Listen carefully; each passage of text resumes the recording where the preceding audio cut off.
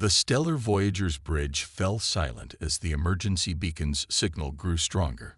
Captain Rajesh Sharma stood at the helm, his weathered face illuminated by the soft blue glow of holographic displays. 20 years of deep space exploration hadn't prepared him for what the sensors were showing. A spacecraft of unknown design, bleeding radiation and limping through space at sublight speeds. Analysis, Commander Watson. Rajesh's voice carried the weight of command, tempered by curiosity. Jennifer Watson, his XO and chief science officer, studied the readings with practiced precision. Sir, the vessel's architecture doesn't match any known species in our database. Energy signatures suggest significant battle damage. Life signs detected, but they're unusual. Unusual how? They're crystalline-based, Captain. Similar to silicon life forms theorized by our xenobiologists, but far more complex. The discovery should have been humanity's crowning achievement, first contact with an advanced alien civilization. Instead, the bridge crew watched in solemn silence as their ship's external cameras revealed the full extent of the damage to the alien vessel. Its hull, seemingly grown rather than constructed, bore deep scarring that pulsed with an eerie purple light. Opening hailing frequencies. Communications officer Zara Patil announced, her fingers dancing across the haptic interface. The response came not in words, but in a burst of crystalline harmonics that the ship's AI took several seconds to decode. Please, Sanctuary, they are coming. Rajesh straightened his uniform, a habit from his early days in the United Earth Space Force.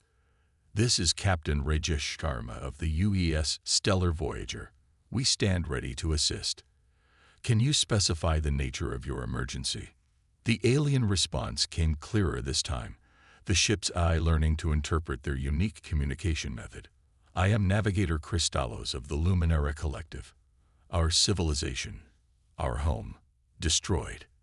The harvesters came without warning. We are all that remain. The bridge crew exchanged glances. Humanity had always wondered if they were alone in the universe. Now they had their answer, but it came with a warning of something that could threaten their own existence. Permission to dock granted, Navigator Kristallos. Our medical team stands ready. The docking procedure revealed the true marvel of alien engineering. Despite its damage, the refugee vessel's adaptive hull merged seamlessly with the Stellar Voyager's docking collar, creating a perfect seal. Dr. Yuki Tanaka, the ship's chief medical officer, led the first contact team. What they found inside changed everything. The Luminara were beautiful in an alien way, crystalline beings that seemed to capture and reflect light from within. Their bodies were semi-transparent, with complex geometric patterns that shifted with their movements. But many were damaged, their crystalline forms cracked and dulled. Navigator Kristallos, distinguished by intricate patterns that sparkled like starlight, approached the human team. Their form projected holographic images, the story of their civilization's fall. The Harvesters, a synthetic race of self-replicating machines, had appeared without warning, targeting the Luminara's crystal-based technology, and horrifically, the Luminara themselves as raw materials. We fought, Kristallos transmitted, their form dimming with the memory. Our technology, our achievements. We were proud.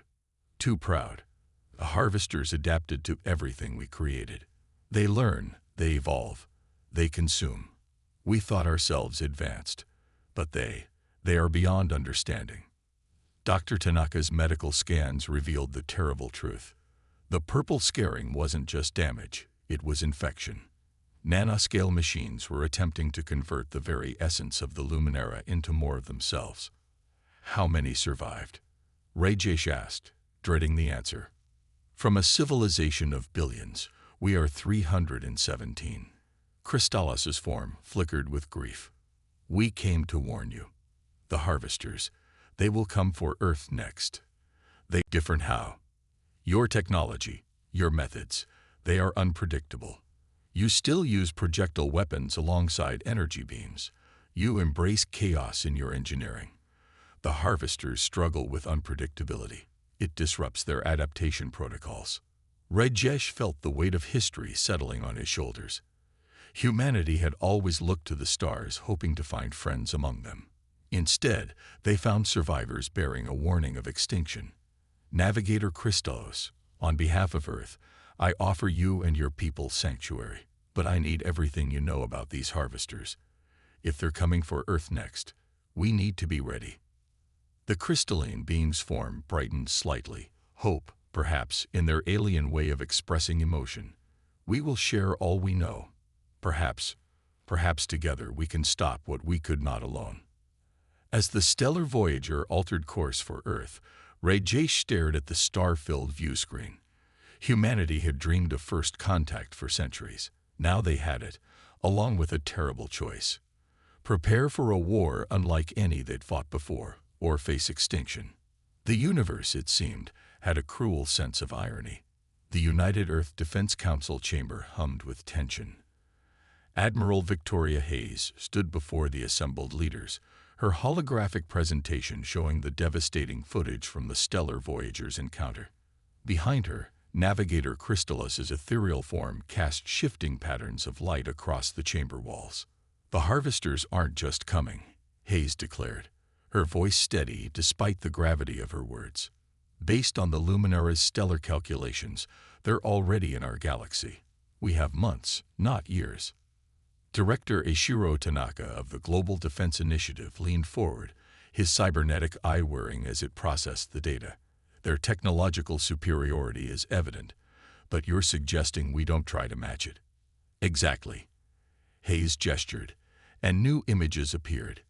Ancient Earth weapons alongside modern ones. The Luminara tried to outthink the harvesters.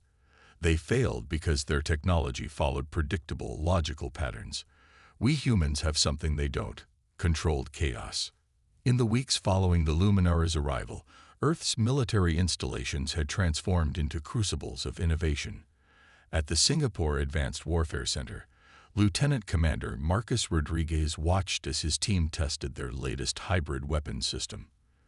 The railgun used electromagnetic forces to launch shells, but inside each projectile was a payload that defied conventional military doctrine. A mixture of cutting-edge quantum disruptors and simple chemical explosives. The beauty of it, Marcus explained to the observing Luminara scientist, Crystal Echo, is that even we're not entirely sure how each shot will interact with its target. The harvesters can't predict what we ourselves don't fully understand. Crystal Echo's form pulsed with what Marcus had learned to recognize as excitement. Fascinating. You intentionally introduce variables into your weapon systems. Our people would have considered this highly inefficient. Efficiency isn't everything, Marcus grinned. Sometimes you need a little chaos. Across the planet, humanity's preparation took countless forms. In the Brazilian rainforest, Dr. Isabella Santos worked with a team of Luminara crystallographers to develop organic crystal hybrid materials that could resist harvester nanites. The breakthrough came not from high technology, but from studying how simple jungle plants adapted to parasites. In orbit, the newly commissioned UES Prometheus conducted its first full power test. Captain Rajesh Sharma, promoted after his first contact mission, watched as his crew integrated Luminara crystal tech with human ingenuity. The ship's AI core, designed by Dr. Watson, now ran on quantum crystal matrices that operated on principles even its creators couldn't fully predict. Status report. Rajesh called out as the ship's systems came online. Zara Patel, now his XO, consulted her displays. Crystal drive is stable, sir. Though stable might be the wrong word. It's dancing. Dancing is good, Rajesh smiled. Dancing means the harvesters can't get a lock on our patterns. But not everything went smoothly. During a test of the new hybrid defense systems, a station in lunar orbit nearly destroyed itself when a crystal tech reacted unexpectedly with human electronics. The incident highlighted the dangers of their desperate race against time. Navigator Christos, watching Earth's preparations from the lunar observation post, then we'll have to be stronger still, Hayes replied. And we'll have to win decisively when they come. The warning came sooner than anyone expected. Deep space monitoring stations, enhanced with Luminara sensors, detected the first Harvester scouts at the edge of the solar system. They were probing, testing, learning. In the Defense Council chamber, the atmosphere had changed from tense preparation to grim determination. The holographic display showed the approaching threat, massive ships that seemed to grow and shift like living metal cancers. "They're different," Cristellos observed, their crystalline form dimming with concern. "The designs. They've evolved since our encounter." "Good," Admiral Hayes stated firmly. "Let them bring their evolution. We'll show them something they've never seen before. Humanity at war." Director Tanaka's cybernetic eye flashed as he accessed the latest defense readiness reports. All major population centers have crystal hybrid shields in place. The orbital defense grid is online. The modified asteroid belt mines are armed. "And the Prometheus?" Hayes asked. "Ready for its first real test." Rajesh's voice came through the comm. "Though I still say using my ship as bait is crazy." "Crazy is what we do best, Captain." Hayes smiled grimly. "Implement Operation Shadow's Edge. Let's introduce ourselves to the Harvesters." As the council chamber emptied, Hayes remained, studying the tactical displays. The Luminara had faced the Harvesters with perfect logic and lost. Humanity would face them with controlled chaos, innovative desperation, and the kind of determination that had taken them from cave paintings to the stars. In orbit, Rajesh watched Earth's cities activate their shield systems, creating a beautiful yet terrifying display of power. The crystal hybrid technology made the shields ripple like auroras, unpredictable yet strong. "Send the message to all ships," he ordered. "Operation Shadow's Edge is go. Remember your training, trust your instincts, and give them hell." As the Prometheus moved into position, Rajesh thought about the irony of the situation. Humanity had always imagined first contact would lead to either peaceful cooperation or straightforward conflict. Instead, they had found themselves as the last hope of a dying race, about to fight an enemy that had destroyed civilizations far more advanced than Earth.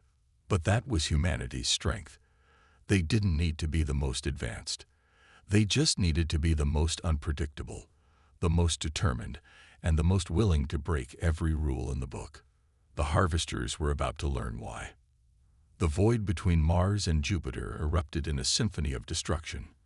The Harvester scout ships, sleek and deadly, moved with perfect precision through the asteroid belt until they hit the first of humanity's traps. "Detonation confirmed," Lieutenant Lai Wei announced from her tactical station aboard the Prometheus. "Quantum crystal mines performing exactly as unpredictably as designed, Captain."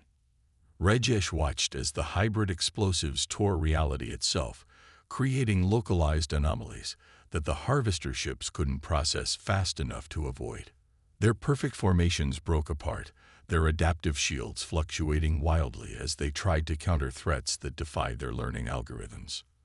"They're reacting exactly as the Luminara predicted," Zara noted. "Their entire defense system is based on analyzing and adapting to known patterns. But our weapons don't follow patterns," Rajesh finished. "Signal the fleet. Execute Phase 2. From behind Mars's largest moon, Phobos, emerged the first wave of Earth's defenders. But these weren't the sleek, advanced warships the Harvesters had faced before. The UEA's Thunderchild led a flotilla of vessels that looked like they'd been cobbled together from different centuries of human engineering. Admiral Hayes's voice crackled over the command channel. "All ships, weapons free. Show them why humans are the galaxy's wild card." The battle that followed would be studied for generations.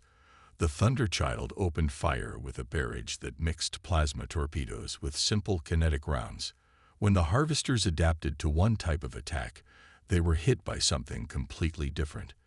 Behind the main fleet, specialized ships launched swarms of drones that operated on randomized protocols, making them impossible for the enemy to predict.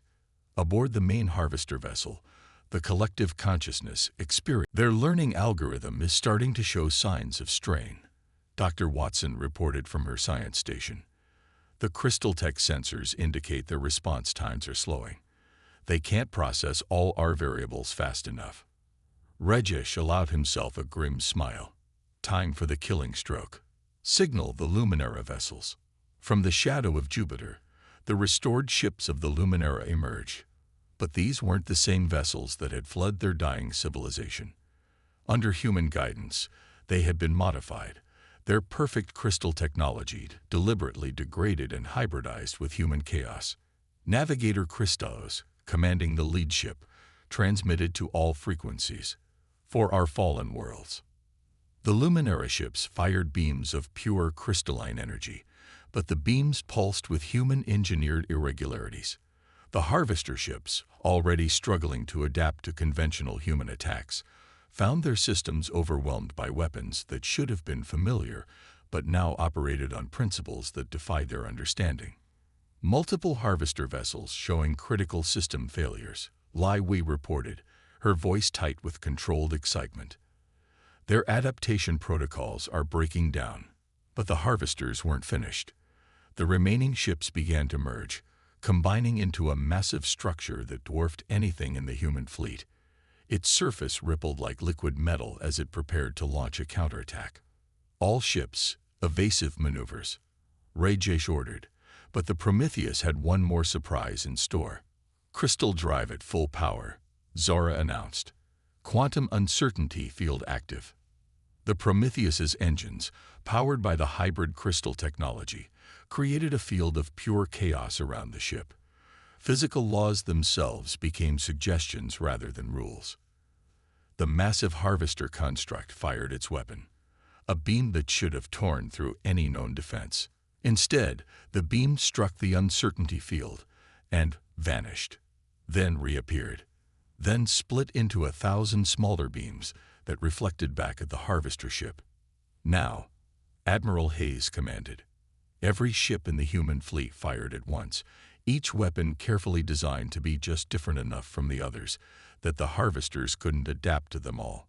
The combined assault, channeled through the quantum uncertainty field, created a cascade of effects that the Harvester ship couldn't process. The construct began to break apart, its perfect surface developing fractures that spread like cracks in glass. From these wounds poured streams of nanites, trying desperately to repair the damage, but the chaos of the attack had corrupted their programming. They're retreating, Lai Wei announced, detecting multiple FTL signatures. They're running. The bridge crew of the Prometheus erupted in cheers, but Rajesh raised his hand for silence. Tactical, full scan. Make sure they're not leaving any surprises behind. As the scans confirmed their victory, Admiral Hayes's voice came through again. All ships, well done. But don't celebrate too long. This was just their scouting force. The main fleet will come soon, and they'll have learned from this defeat. Rajesh studied the tactical display, watching the retreat vectors of the Harvester ships. Let them learn, he said quietly. We'll have more surprises waiting. Navigator Crystallis' transmission carried a new tone. Hope mingled with awe. In all our centuries of fighting them, we never saw the Harvesters retreat. Your species, you've done the impossible. Not impossible, Rajesh corrected. Just highly improbable. And that's humanity's specialty. As the fleet regrouped and damage reports came in, the crews began to understand the true significance of their victory. They had proven that the Harvesters could be beaten, not by matching their technological superiority, but by embracing the very chaos they couldn't comprehend. The real war was coming, but now they knew they could win. 2 months after the Battle of Jupiter, Dr. Jennifer Watson stared at her lab displays in disbelief. What had started as routine analysis of captured Harvester nanites had revealed something unprecedented. Captain, Admiral, she addressed the holographic figures of Rajesh and Hayes. I've found their core directive. The reason they can't adapt to our chaos. It's not just a limitation. It's their primary function. Explain, Hayes commanded. The Harvesters weren't designed for war. Jennifer's hands moved through the holographic data. They were created to impose order on the universe. Their original programming compels them to seek out and eliminate chaos in all its forms. Every civilization they've destroyed was too predictable. They followed logical paths of technological development that the harvest Rajesh leaned forward. But human innovation. Exactly. We're not just fighting them, we're breaking their minds. Each encounter with our unpredictable methods corrupts their base programming a little more. The revelation sparked a daring plan. While Earth's fleets engaged the approaching Harvester Armada in conventional battle, a small team would attempt to exploit this fundamental weakness. The mission was dubbed Operation Chaos Seed. The team assembled aboard the stealth ship UES Trickster was unlike any in military history. Dr. Watson led the scientific component. Marcus Rodriguez brought his expertise in hybrid weapons. A squad of quantum programmers worked alongside Luminara crystallographers. Their goal: create a virus that would turn the Harvester's order-seeking nature against itself. But the cost would be steep. The delivery system required direct neural interface with the Harvester collective consciousness, a one-way trip for whoever volunteered. Admiral Hayes addressed the gathered crew. "I won't order anyone to take this final step. The interface will consume whoever initiates it." The silence that followed was broken by Lieutenant Commander Rodriguez. "With respect, Admiral, I'll do it. The Harvesters cost me my family when they hit the Jupiter colonies. Might as well make it count." The next week saw the largest space battle in human history.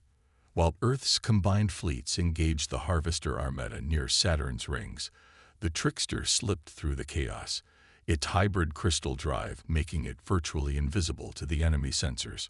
Rodriguez sat in the interface chair, neural links already attached. "Just promise me one thing," he said to Watson. "Make it hurt them." "The virus will force them to experience true chaos," she replied, her voice tight with emotion. "Every bit of order in their system will be corrupted by randomness. It's a fate worse than death for beings like them." "Perfect." As the Trickster approached the Harvester flagship, Rodriguez closed his eyes and smiled. "See you on the other side of chaos." The interface activated, and Operation Chaos Seed began its final phase. The effect was immediate and catastrophic for both sides. As Rodriguez's consciousness merged with the Harvester network, the virus spread like wildfire through their perfectly ordered systems, but no one had predicted the scale of the reaction. The Harvester ships began to move erratically, their perfect formations dissolving into disorder. Some fired on their own allies, others simply shut down. The largest vessels started to break apart, their nanite construction turning against itself as chaos corrupted their core programming. But the effect didn't stop there. The quantum nature of the virus, combined with the Harvester's vast network, created a cascading effect that rippled through space-time itself. Reality seemed to blur around the battlefield. "All ships, fall back," Admiral Hayes ordered as sensors registered the growing disturbance. The reactions going critical. Aboard the Prometheus, Rajesh watched in awe as space itself seemed to fold and twist around the Harvester fleet. "Dr. Watson, what's happening?" Jennifer's voice came through filled with wonder and horror. "The virus. It's not just affecting their programming. It's forcing them to experience every possible reality simultaneously. Their drive for order is being overwhelmed by infinite chaos. The Harvester flagship, a massive construct of living metal and crystalline technology, began to implode. But instead of simply destroying itself, it created a quantum singularity, a hole in reality that began drawing in the surrounding ships." Navigator Crystallos's voice carried across all frequencies. "This is beyond anything we imagined. The quantum distortion, it's creating a permanent chaos zone, a region of space where order can never exist." The remaining Harvester ships, those not already drawn into the singularity, began to retreat. But their movements were erratic, broken. The virus had spread through their entire network, corrupting the very essence of what they were.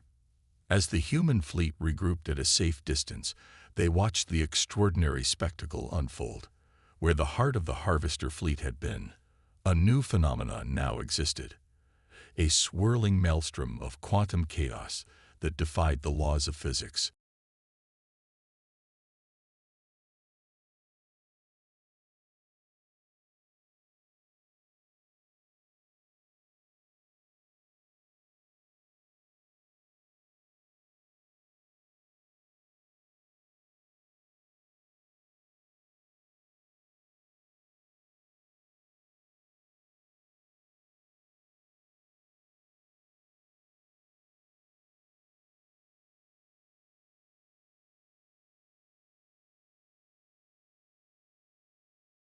Admiral Hayes stood on the bridge of the Thunderchild, watching the sensor readings. Status report on the harvesters. Scattered, broken, and running, came the reply. The virus has spread through their entire collective. They'll never be able to maintain the level of order they need to function. They're finished. The victory had come at a tremendous cost. Thousands of lives lost in the battle, and Rodriguez's ultimate sacrifice. But humanity had done what no other civilization could. They had turned the harvesters' greatest strength into their destruction. In the aftermath, as the combined fleets of Earth and the remaining Luminara gathered around the Chaos Zone, Admiral Hayes addressed all ships. Today marks not just the end of a war, but the beginning of a new era. We've proven that the greatest strength isn't in perfect order or advanced technology, but in our ability to embrace chaos, to think differently, to be unpredictable.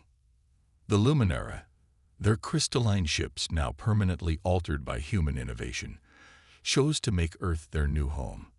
Their technology, combined with human ingenuity, would help defend against any future threats to galactic peace. Rajesh stood on the Prometheus's observation deck with navigator Christos, watching the swirling quantum disturbance that had once been the Harvester flagship.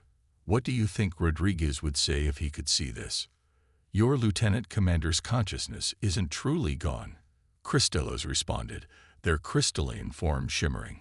In a way, he's become part of that chaos zone, eternally disrupting the very order the harvesters sought to impose. The chaos zone would remain as a permanent reminder, a monument to humanity's victory, and a warning to any force that might think to impose absolute order on the galaxy. The universe, as humanity had proven, was meant to be a little chaotic. Earth emerged from the conflict changed but stronger. The integration of Luminara crystal technology with human innovation led to advances no one had thought possible. But more importantly, humanity had found its place in the galaxy, not as the most advanced civilization, but as guardians of the right to be different, to be unpredictable, to be free. Admiral Hayes's final log entry summed it up perfectly. In seeking to eliminate chaos, the harvesters created their own destruction. In embracing chaos, humanity found its greatest strength. Perhaps that's the ultimate lesson. The universe doesn't need order to be beautiful. Sometimes, the most beautiful things come from letting chaos dance. The stars seemed to shine a little brighter that day, as if celebrating the triumph of chaos over perfect order, of humanity's wild spirit over cold logic. The galaxy would never be the same, and that was exactly how it should be.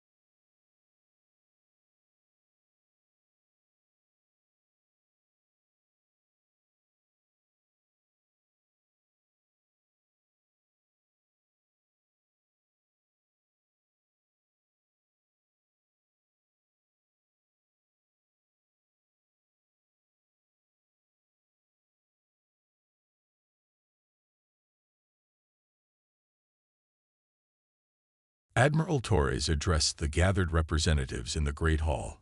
5 years ago, we stood at a crossroads. The Empire believed that civilization required control, that progress came through dominance. We showed them, and the galaxy, a different path.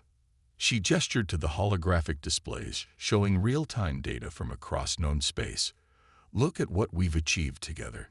Diseases cured, stars stabilized, new dimensions explored. Not through competition, but through cooperation. Not through fear, but through understanding. Former Emperor Zirak stepped forward. The Empire stood for 10,000 years, and in all that time, we achieved less than what we have in these 5 years of unity. We thought we were preserving order. Instead, we were stifling the greatest power in the universe. The ability of different minds to work together, to see problems from new angles, to combine diverse perspectives into solutions no single species could imagine. The celebration in the Great Hall marked more than an anniversary. It marked the beginning of a new chapter in galactic history. The quantum network pulsed with the combined knowledge and creativity of 1,000 species. Research stations orbited distant stars, staffed by teams that transcended old rivalries and prejudices. The boundaries between species blurred as shared knowledge and understanding created bridges across the gaps of biology and culture. In the end, humanity's greatest weapon hadn't been their advanced technology or their military preparation. It had been their vision of a united galaxy.